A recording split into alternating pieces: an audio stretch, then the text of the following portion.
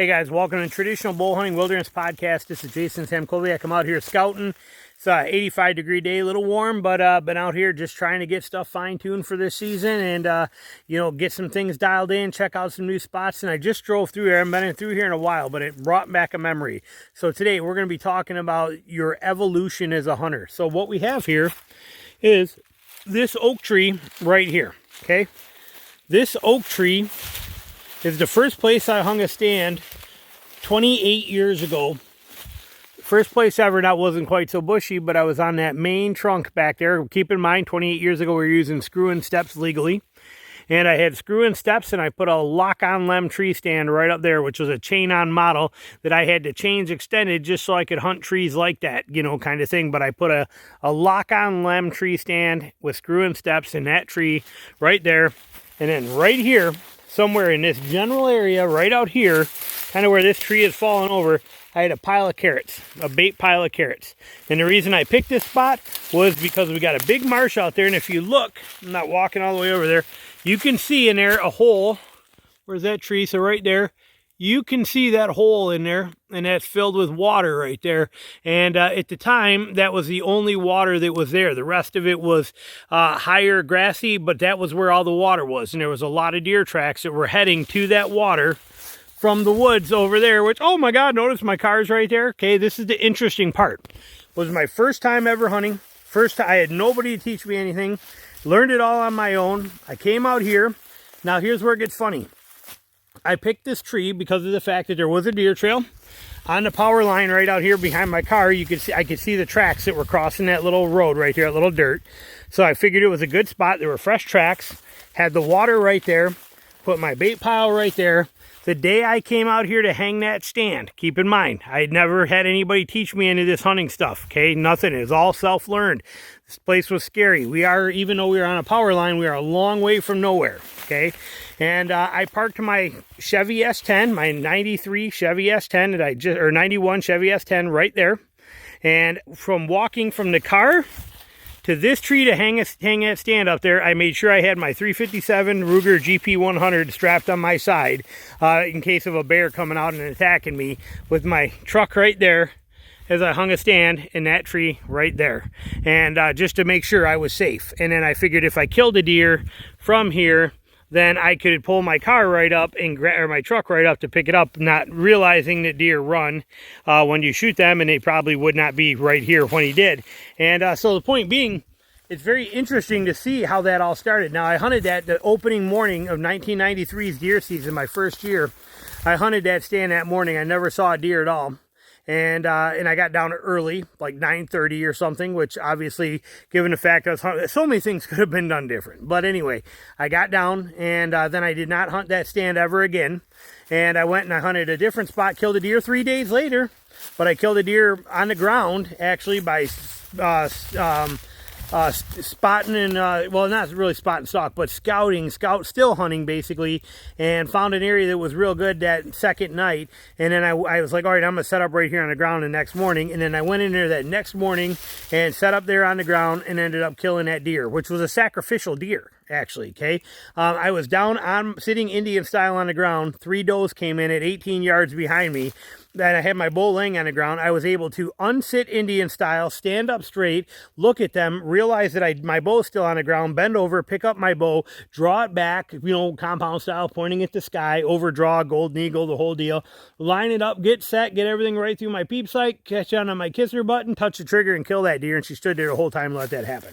And I shot her right through the lungs. And but interesting how all that works. But the point is how we evolve. Okay, let's talk about that for a minute. Because my arm's going to get tired here from standing here doing this. I'm going to put you on the tripod. We'll be right back.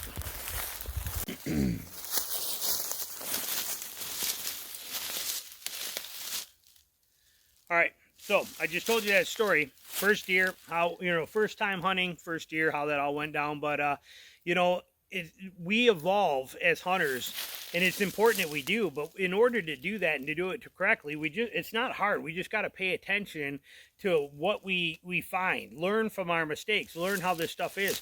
I get a lot of people saying, well, I'm already 60 years old. I don't know if I'll be real good at hunting. I never did it before. There's no better time. We're not out here to kill animals. Okay, we're out here because we want to have fun. Okay, the stores have got food in them. Those days are gone. This isn't the depression of the 20s where everybody's killing rabbits to try and feed their family. Those days are over.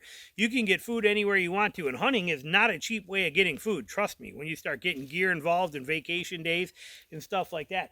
But what it is it's a beautiful time to be outside, and it gets you active, and it's enjoying the outdoors, and it's putting your wits against the wits of these animals and challenging yourself and all the stuff that comes with it, all the little intricacies, the beautiful sunrises, the sunsets, the breeze on your neck, the sounds and the things you see. It's amazing out here. But as we do it, we want to get better and better at killing animals. That's fine. We have to evolve to do that, all right? So I went from something like this and killing a deer 2 days later, and then I thought, wow, this is really easy. That stand was wrong. I'm just going to do this way I just did, as we naturally would. And then it took me 3 more years before I killed a deer. I switched to a traditional bow, and it took 3 years before I killed my next deer after that first one. But in that time, I learned a tremendous amount. Every time you're in the woods, it's important that you pay attention to every little detail. I was just talking to somebody on the phone today, and we were talking about how what was he saying?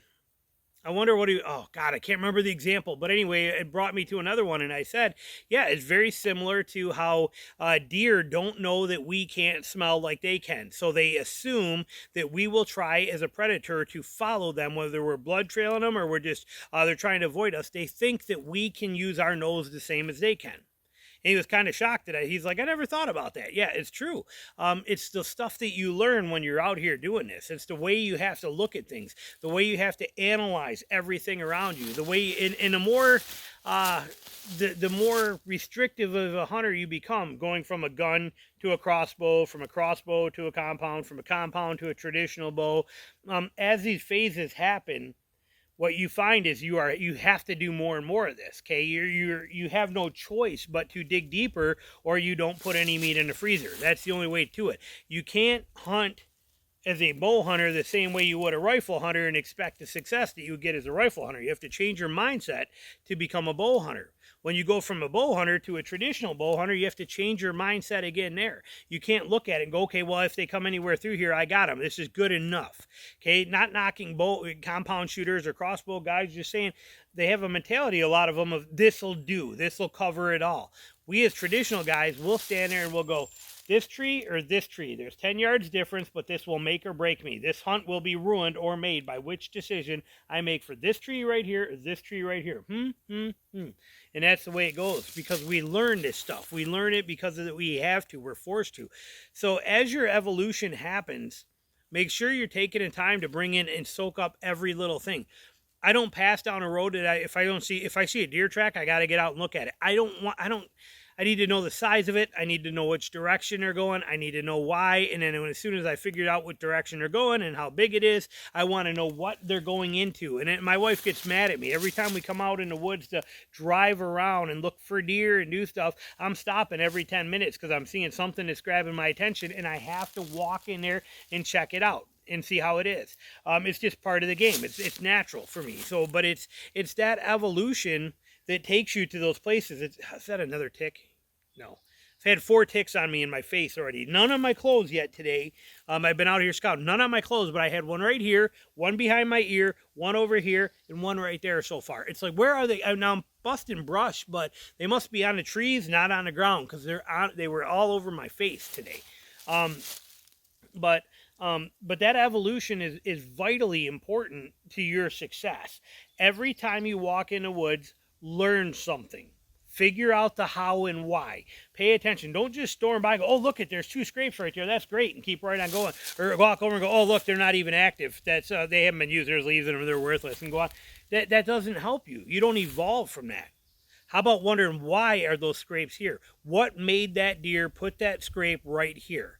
Why, if he's going to put scrapes in an area where does are heavily concentrated, why is that scrape right there? Why are the does here? Where are they coming to? Where are they going from? Why are they doing it this time of year? Why are they not doing it right now? The scrape's not being hit real hard. Why? That's evolution. Okay, it's not the gear you buy, it's not the cool stand you get, it's not the new bow you got, the new arrows you did, the new broadheads, the new camel pattern. That doesn't evolve, that doesn't teach you anything. That stuff is worthless. I'm not saying it's not cool to have. I love it too, but it's worthless. This is what teaches you. This here is real world. This is, and it only comes from experience. There's no cheating this curve. There's things out there, my bow hunting whitetails online course, for example, that will help you really solve a lot of this stuff. Okay, when I started out, when I hung that tree up, that stand up there, there was no internet. There was no forums. There was no online information. There was no nothing. You got a magazine, a bow hunter, a traditional bow hunter magazine, or Whitetails Unlimited. You got those in the mail. That's a tick. You get that stuff in the, you get it in the mail, and you could read through it. You could buy a set of DVDs, you know, that you would find advertised in those magazines, and then you could buy that and send out a check and wait for shipping, and you know, you could watch stuff like that. You know, the Dan Fitzgerald videos, things like that. But back then, a lot of the videos were orientated more on the killing of the animals and capturing that hunt on film than they were teaching you stuff. So it was very limited educational access like there is today. Today, the world is yours. There's so much information. That information will only get you so far. It is your responsibility and up to you to actually narrow this stuff down, to analyze it and understand it. The understanding is everything. If you can't understand why or what's going on or what these animals are doing, you're never going to get any farther. And that's not going to happen until you slow down, smell the roses, as they say, and stop and analyze each of these little things. Check it. See what's going on. Figure out why. If you see a rub here and a rub there and another rub up there, that's a rub line. Why is there a rub line here? Not just, oh, look, there's a rub line. That means a buck goes through here. The bucks go through everywhere. They're walking everywhere. Why did he pick to choose to rub here? What is it that gave him that security blanket to be able to stand here for 5 minutes and rake each one of these trees for 5 minutes and work his way through here? What is it he is going to that sends him along this path so often? Why is that there? What is over there that he came from? Why is he heading through here? Is it nighttime? Is it daytime? Is it during pressure? Is it going to be pre-rut only? You think this is, or is this rut activities he's staging for? What is going on with this rub line? Why is it here? Stop and ask the questions. Ask them for yourself. Study it. Learn it. Okay, there's a big difference. You know, people say that trappers, that's one of the other things I was talking with Lou about earlier today. We were talking about trappers. But a trapper can't just pick a spot where an animal is going to walk through. He has to pick a spot where that foot is going to step. Not just where he's going to walk, but exact place where a foot is going to step, and he's got that big of a circle for the pan of that trap. That big of a area to make an animal step on it. Okay, let that sink in for a little bit. Okay, that you can't just assume that. That comes from evolution. That comes from experiences gained, which turns into you evolving into better knowledge and having a better experience out there and knowing what to do and what not to do. That's the evolution of a hunter. It doesn't come from gear. It comes from you asking the hard questions. When you're in the woods, study everything. Okay, it's more important to you. It's more important that you don't, if you're on your way to a stand in the morning and you see something there, a huge scrape that just opened up and you're interested in it, or all of a sudden you find an area, you see these sometimes too on the roads, okay, these power lines, things like that. You'll be coming by and all of a sudden there'll be an area and it's just got 100 million tracks all over it in one spot right here. Why? Most people just drive right through. Oh, look, something went on there. Is it deer fighting? Is it fawns playing? You don't know till you get out and you stop and check the tracks, see what they are, see what's going on. Okay, you don't know until you stop and check and see why. And then if you see that, you're like, well, why were they here? Are they what would, I'm sure it was at night, but what are they doing over here? What's so interesting about this place? Oh, is it the grasses and the clovers that are growing out there because it's still got good sunlight hitting it and it's the only browser like that that's available still? What's going on? It's important for you to ask these questions and know it. That's how you evolve as a hunter. And then you take what you learned, from your failures. There's a deer snorting over there. Oh, no, bird. But you take what you got from your failures, you take what you get from your successes, and you take all the knowledge you gain, and the next thing you know, you're killing deer regularly. You're killing animals regularly, without fail, and it's becoming second nature to you. That's the evolutionary process. That's what we want to focus for. Thanks for watching.